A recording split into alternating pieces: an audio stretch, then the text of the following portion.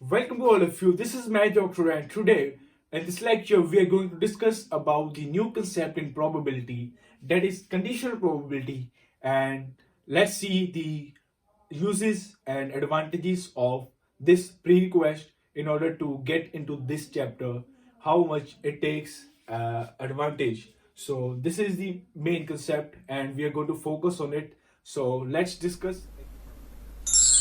It's Math Doctor.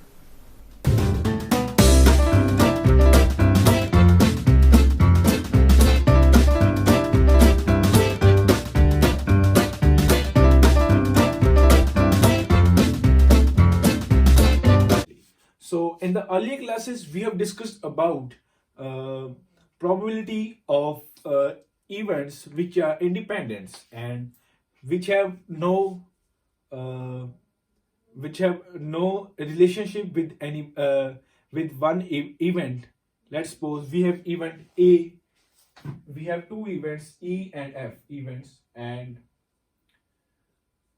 uh, by if we want to know the probability of E and want to know the probability of F, so these have no effect on each of anything else.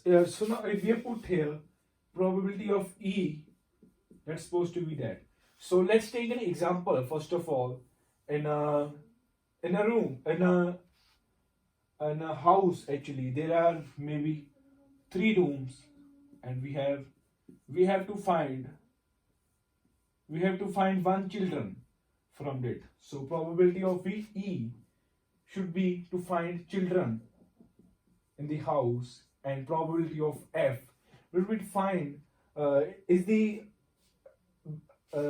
room number 1, this is room number 2, this is room number 3. So probability of F represents the room number in a house. So we know the probability of F is nothing but 1 by 3. So there should be one room where one time we have to find our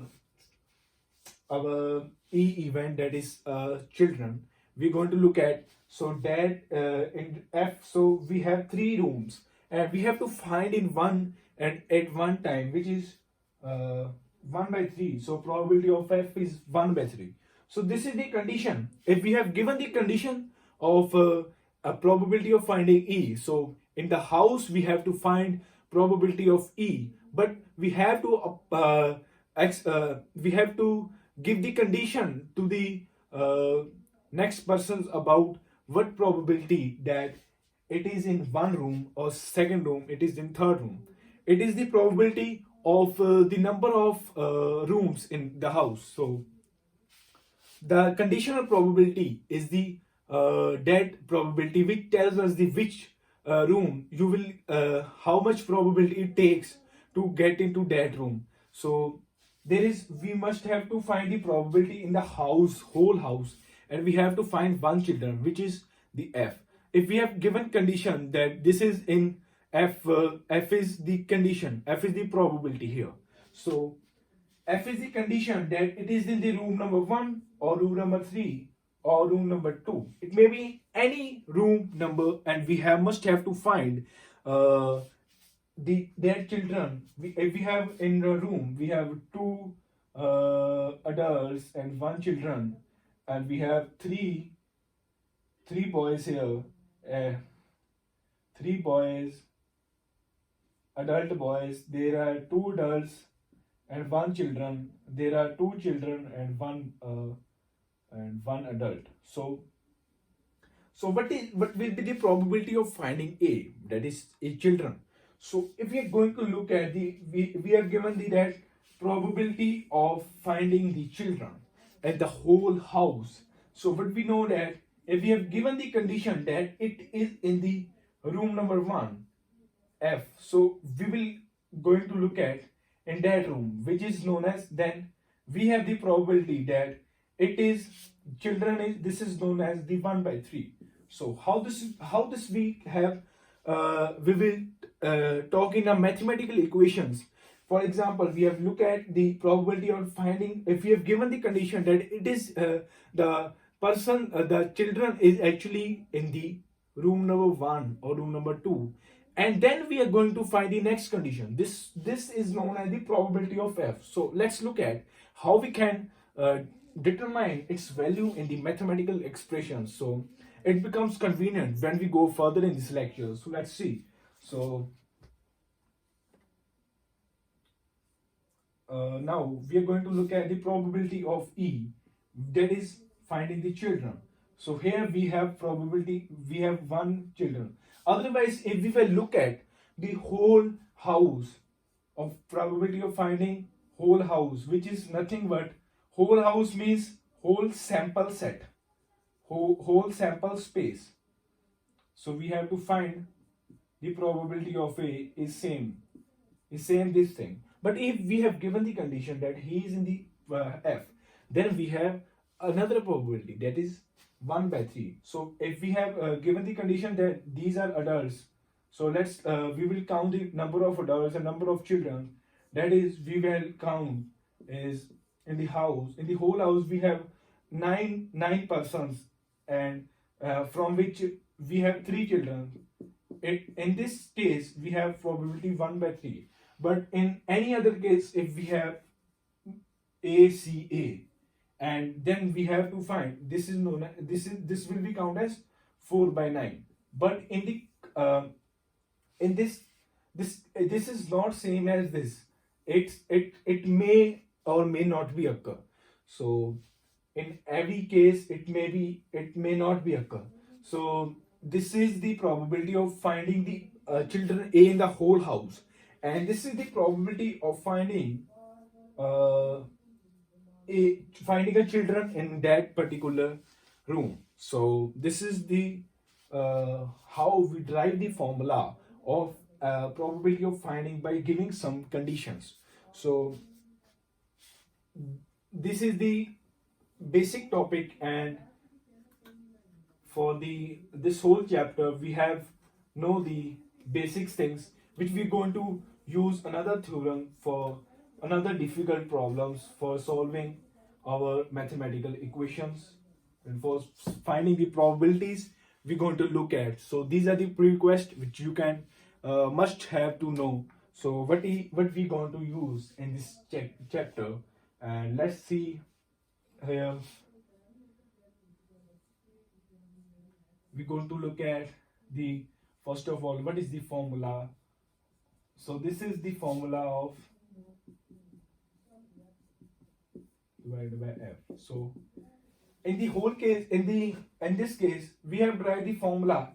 In the earlier classes, we know that the probability of finding E is nothing but total outcome of divided by total outcome, the number of elements in the E.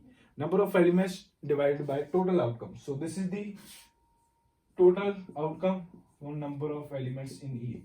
We have discussed in the earlier classes. So we are now going to use this formula, and we are also going to use the properties of this conditional probability, which also going to be same as we have discussed in the our earlier classes. Properties of conditional probability. So this probability does not change. We have given that this is the, we all know that this is known as PF minus P. Okay, so this is going to be probability remains same. The thing which is which is changed is commonly changed in every property, that we have to apply some condition here. So the condition here is, if we have given condition A, and we have to apply A in each and every.